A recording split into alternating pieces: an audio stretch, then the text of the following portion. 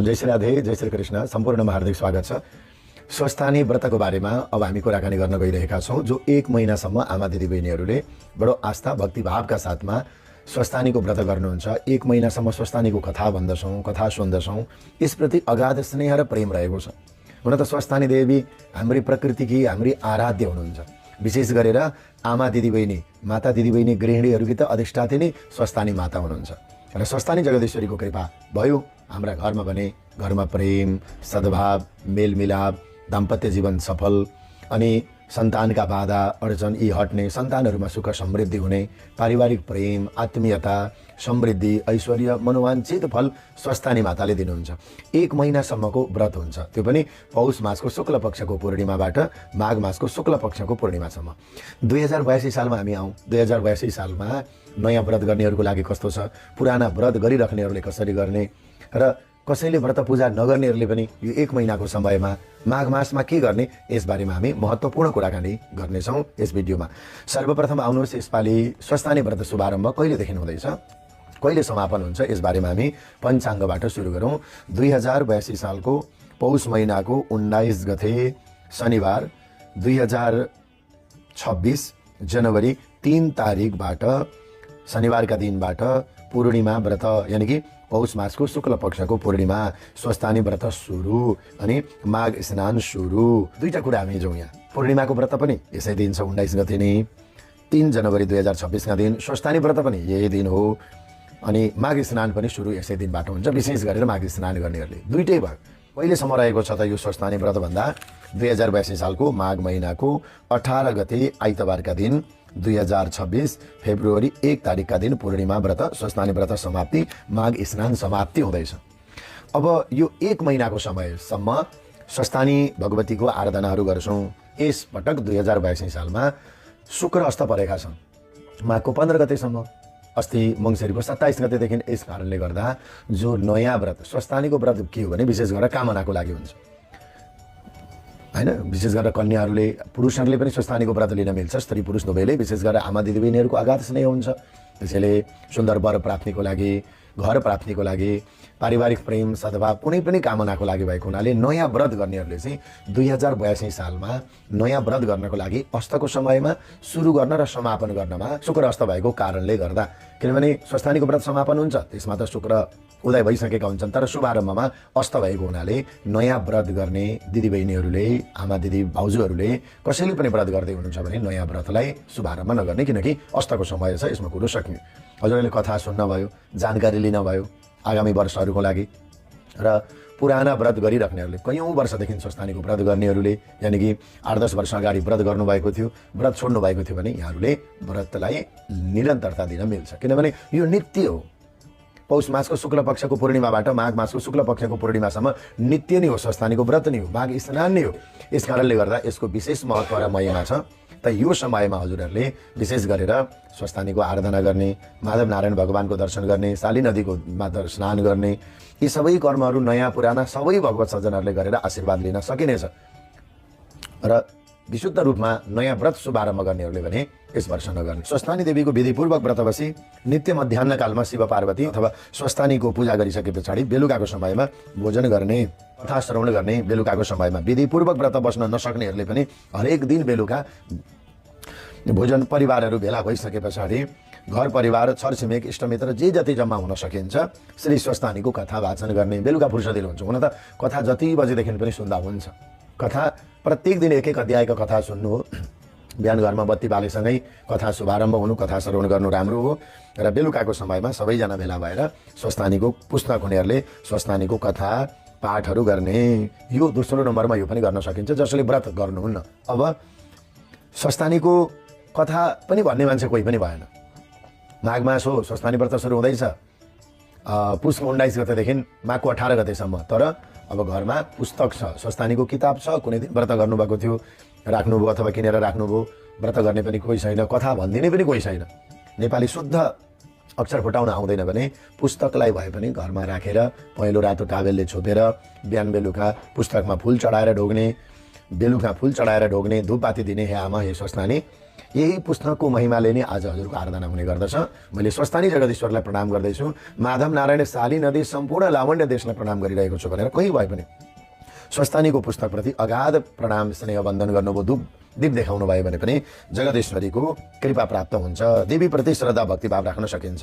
पटक हाम्रो धर्मदर्शन युट्युब च्यानलबाट, फेसबुकबाट स्वस्थानीको कथा राख्नेछौँ। हजुरहरूले बिहानैबाट जो देश विदेशमा हुनुहुन्छ समय अन्तरहरू पर्दछ, यस कारणले गर्दा हामी बिहान स्वस्थानीको कथा प्रत्येक दिन यहाँहरूलाई श्रवण गराउनेछौँ र यो पनि हामी जानकारी गराउँदै हजुरहरू सबै आफ्ना घरमा सुने पनि अनि घरमा पुस्तक भए पनि कथाहरू श्रवण गरेर स्वस्थानीप्रति स्मरण गरेर यो पावन समयमा घरमा समृद्धि, ऐश्वर्य, पितृहरूको उद्धार, पारिवारिक शान्तिको लागि आमाको स्मरण होस् जसरी भए पनि स्वस्थानी जगदीश्वरीको यो गर्न सक्नुहुनेछ। अब 1 महिनासम्म स्वस्थानीको व्रत गर्ने व्रतालुहरूले पौष मासको शुक्ल पक्षको पूर्णिमा 19 गतेबाट सुरु गर्दै हुनुहुन्छ। चतुर्दशीका दिन यानि कि 18 गतेका दिन नै सर्वप्रथम हात गोडाका नङहरू काट्ने। कुनै आफ्ना घर नजिक पाए पर्ने ठाउँमा कुनै तीर्थ पवित्र देव नदीहरू छन्, हिम नदीहरू छन्, ती नदी तीर्थ तलाउहरूमा गएर स्नान गर्ने, बालुवा लिएर आउने, शिवलिङ्ग स्थापना गर्ने। यदि तीर्थ तलाउ नहुनेहरूले स्वस्थानीको व्रत गर्ने इच्छुक भक्त सज्जनहरूले भने घरैमा कुनै गण्डकीका जल, गङ्गा जलहरू छन् भने ती जलहरू मिसाएर अथवा पवित्र तीर्थहरूको सम्झना गर्दै घरैमा स्नान गरेर ब्रह्मचर्य पूर्वक त्यसै दिनदेखि धारणा गरेर चोखो भुइँमा सुतेर, भुइँमा सम्भव नभए बेडैमा पनि चोखो तन्ना ओछ्याएर ब्रह्मचर्य पूर्वक एक भुक्त एक चित्त भएर एक व्रती भएर शयन गर्ने। अनि पौष मासको शुक्ल पक्षको पूर्णिमाका दिन बिहान उठेर मध्याहको समयमा विशेष गरेर समय नहुनेहरूले बिहानै पनि आफ्ना घरमा दियो, कलश, गणेशको स्थापना गर्नुपर्दछ। स्वस्थानीको एउटा लिङ्ग स्थापना गर्न सकिन्छ 1 महिनासम्मको लागि। बाँसको लिङ्ग अथवा कुनै पनि सेउला भएका टुप्पा जहाँ जे परिस्थिति अनुसार, भूगोल अनुसार बीचमा स्थापना गर्ने, दियो, कलश, गणेशको स्थापना गर्ने। अनि थालीमा, तामाको थालीमा ओमकार अथवा अष्ट दल कमल बनाएर स्वस्थानी जगदीश्वरीको त्यहाँ पूजा गर्ने। शिवलिङ्गलाई बालुवाको अथवा शिवलिङ्गमा विशेष गरेर शिवजीको पूजा गर्नुपर्दछ र पूजा प्रारम्भ गर्नुभन्दा पहिले आचमन गर्ने, 3 चोटि आचमन गरेर अनि तिल, जौ, कुश, फुल पानीहरूद्वारा बनाएको कर्मपात्रको जल हातमा लिएर म फलानु गोत्रको फलानु ठाउँमा बस्ने मेरा सम्पूर्ण परिवारको लागि, म मेरो भक्तिभाव बढाउन फलानु कामनाको लागि हे जगदीश्वरी हजुरको 1 महिनासम्म म आराधना गर्दैछु, मलाई शक्ति दिनुहोला, भक्ति दिनुहोला, सामर्थ्य प्रदान गरिदिनु होला भनेर आमासँग आफ्नो कामना भावना जोडेर सङ्कल्प आमाको अगाडि छोडिदिने।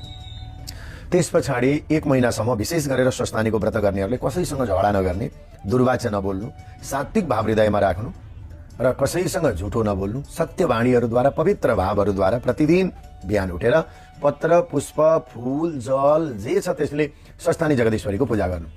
र पूजा गर्ने नियमहरू भनेको कस्तो भन्दा दियो बालेर पहिले दियोको चन्दन अक्षता फुलले पूजा गर्ने, कलशको चन्दन अक्षता फुल, अनि तिल, जौ, दुबो, सुपारी जे भेटिन्छन् तिनीहरूले पूजा गर्ने, गणेशको पनि चन्दन अक्षता फुल, अबिर, दुबोहरूले पूजा गर्ने, फलफुल नैवेद्यहरू अर्पण गर्ने विशेष गरेर। अनि भगवान साम्ब सदाशिव शिवजीको अनि थालीमा स्वस्थानी जगदीश्वरीको, स्वस्थानी परमेश्वरी यही नम भनेर प्रत्येक दिन पञ्चोपचार, षोडशोपचार जे हुन्छ पत्र, पुष्प, फल, अक्षता जे बनाएर सामग्रीहरूद्वारा बनाएर स्वस्थानी देवीको पूजा गर्ने। जुन कलश स्थापना गरिएको हुन्छ यसलाई एक दिन जुन जल भरेर हामीले पूर्णिमाका दिन स्थापना गरेका हुन्छौँ, व्रत नसकिन्जेल यही कलश हो, त्यो जलको पानी नचलाउने, नफेर्ने। दियो, कलश, गणेश त्यही हुन्छन्।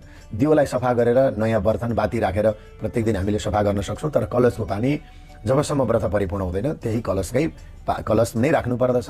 पानी घोप्ट्यो, कहिलेकाहीँ पोख्यो भयो भने जल थप्न सकिन्छ, तर प्रत्येक दिन त्यो पानीलाई विसर्जन गर्न पर्दैन। आँप पिपलका पत्ताहरू राखेर अनि कलशमा पनि केही रातो पहेँला सेता कपडाहरू राखेर बेरेर स्वस्तिकहरू बनाएर ओमहरू लेखेर स्थापना गरेका हुन्छ। यस्ता प्रकारले स्वस्थानी जगदीश्वरीको पूजा गर्ने 1 महिनासम्म। अब पूजा गर्ने सामग्रीहरूमा तिल चाहिए, जौ चाहिए, कुशका टुक्राहरू चाहिए, प्रत्येक दिन फलफुल नैवेद्यहरू चाहिए, शङ्ख घण्टा बजाउनलाई शङ्ख घण्टाहरू चाहिए, नभए पनि पूजा गर्न चाहिए घण्टी त बजाउनै पर्यो। त्यस पछाडि पञ्चपात्र, आफूलाई बस्ने आसनहरू, नित्य बाल्ने धूप, दीप, कपुर, बत्तीहरू, घिउ, तेल यी सबै सामग्रीहरू चाहिए। पार्वतीको फोटामा, शिवलिङ्गमा शिवजीको पूजा गर्ने, स्वस्थानीको पूजा थालीमा गर्ने, विशेष गरेर ओमकारमा स्वस्थानी जगदीश्वरी यहीँ विराजित हुनुहुन्छ भनेर यो भावद्वारा 1 महिनासम्म पूजा गर्ने। अनि चढाइएका फुलपातीहरू जो छन् सर्न सक्छन् अनि त्यो फोहोर हुनसक्छ। बिहान चढाएका फल नैवेद्यहरू सबै प्रसादहरू ग्रहण गर्न सकिन्छ। बाँड्ने फल पञ्चामृतहरू आफूले चढाएर बाँड्ने र केही चढाएका छन् भने अन्त्यमा विसर्जन गर्ने। त्यसैले फलफुलहरू जति छन् एउटा पवित्र स्थानमा लगेर भेला गरेर राख्ने र 1 महिनासम्म जब हामीले स्वस्थानीको व्रत समापन गर्छौँ, पूर्णाहुति गर्छौँ, अनि त्यस पछाडि फुलपातीहरूलाई पवित्र नदीहरूमा 1 महिनासम्म चढाएका चिजहरूलाई विसर्जन गर्नको लागि कुनै नदी तलाउमा लिएर जान्छौँ। त यस्ता प्रकारले स्वस्थानीको व्रत भक्ति आराधना गरेर हामी 1 महिनासम्म रहने। नियम त्यस्तो कठोर छैन। पहिले कठोर नियम थिए, समय त्यो थियो, परिस्थिति त्यो थियो। अब अहिलेको समयमा देश विदेश जहाँ पनि दियो कलश गणेश र स्वस्थानी जगदीश्वरीको आराधना गरेर कहीँ पनि स्वस्थानीको भक्तिभाव हामीले गर्न सक्छौँ। र दर्शकबिन्दहरू विशेष गरेर आमा दिदीबहिनीहरूमा 1 महिनाको व्रत भएको हुनाले मासिक पिरियड टाइम हुन्छ। त्यो समय यदि आयो भने आफूले पूजा नगर्ने, मानसिक रूपमा मात्रै चिन्तन गर्ने। त्यही भएर आफ्ना श्रीमानलाई, घरका कोही परिवार सहयोगीहरूलाई चोखो नितो रहन नहुने, सकेसम्म माछा मासु मदिरा लसुन प्याजहरू 1 महिनासम्म खान नदिने। र जो चोखो नितोमा हुनुहुन्छ, जसले व्रत गर्नुभएको छ, आमा दिदीबहिनीहरूलाई मासिक धर्म भयो भने यहाँहरूको साटो जो चोखो नितो भक्तिभावमा हुनुहुन्छ, आफ्ना श्रीमान, घरका कोही परिवार भने उहाँहरूले बत्ती बालिदिने, अनि त्यस पछाडि आरतीहरू गरिदिन सकिन्छ, चन्दन नक्षत्र फुलले पूजा गरिदिन सकिन्छ, नभए पनि बत्ती बालिदिएर भए पनि प्रार्थना गरिदिन सकिन्छ। र जब 5 दिन हुन्छ, 5 दिन भए पछाडि नुहाई गरेर केश नुहाएर हजुरहरूले स्वस्थानी जगदीश्वरीको आराधना गर्न सक्नुहुन्छ। कहीँ 7 दिन पनि भनिन्छ, तर हाम्रा शास्त्रहरूले विशेष गरेर 5 दिनका दिन नै देव कार्यको लागि आज्ञा दिएका छन्। र यस कारणले गर्दा हजुरहरूले आफ्नो पूजालाई निरन्तरता अगाडि बढाउने, यस किसिमले स्वस्थानी जगदीश्वरीको व्रत आराधना गर्ने। नियमहरू त कति हो धेरै छन्। त सम्पूर्ण दर्शकबिन्दहरू, आमा दिदीबहिनीहरू, हजुरहरूलाई सारा नियमहरू थाहा छन्। हामीले व्रतको तिथिमिति, केही भक्तिभावका कुराहरू यहाँबाट जानकारी गराएका हौँ। यो स्वस्थानीको पावन अवसरमा सम्पूर्ण आमा दिदीबहिनीहरू, बुबा दाजुभाइहरू, जसले व्रत लिँदै हुनुहुन्छ, आमा दिदीबहिनीहरूले, बुबा दाजुभाइहरूले, घर परिवारहरूले सहयोग गर्नुहोला। किनभने यो व्रत व्यक्तिगत हुँदैन, सम्पूर्ण परिवार, देश विदेशमा रहेका आफ्ना सबैको लागि हुन्छ। र यहाँहरूले कथा भनिदिएर व्रत गर्न सघाएर चोखो नितो भएर पनि स्वस्थानीको व्रतले प्रेम, सद्भाव, आत्मीयता, मनोकांक्षा, मिलन सम्पूर्ण कामनाहरू गर्न सकिने व्रत हो। धेरैजना आमा दिदीबहिनीहरू त तीर्थमा बसेर नि स्वस्थानीको व्रत सम्पन्न गर्नुहुन्छ। शाली नदी माधव नारायण भगवानमा त अद्भुत दृश्य हुन्छ। सारा नेपाली जनहरू भेला भएर, आमा दिदीबहिनीहरू भेला भएर एक चित्त एक भक्तिले स्नान गर्दै व्रत गरिने जो परम्परा हो, लावण्य देश हो साकु शाली नदीमा, त्यो अद्भुत दृश्य अहिले पनि देख्न पाइन्छ। र काठमाडौँमा बस्नेहरू शाली नदीको दर्शन, माधव नारायण भगवानको दर्शन गर्न विशेष पुग्नुहुन्छ यो 1 महिनाको अवधिमा। त सबैलाई स्वस्थानी जगदीश्वरीले, माधव नारायण भगवानले सबैमा कृपा गर्नुहोस् भन्दै अहिलेलाई म स्वस्थानी विशेष यो भिडियो जानकारी गराउँदै म बिदा हुन्छु। र यहाँलाई पुनः जानकारी गराउँ, यसमाले स्वस्थानीको व्रत कथा हामी हाम्रो युट्युब च्यानलबाट पनि राख्नेछौँ। निरन्तर रूपमा कथा श्रवण गरेर आमाको भक्तिभावमा हजुरहरू पनि आनन्दित हुन जोडिन सक्नुहुनेछ। सबैलाई धेरै धेरै धन्यवाद। म कुबेर सुवेदी बिदा हुन्छु। जय श्री राधे।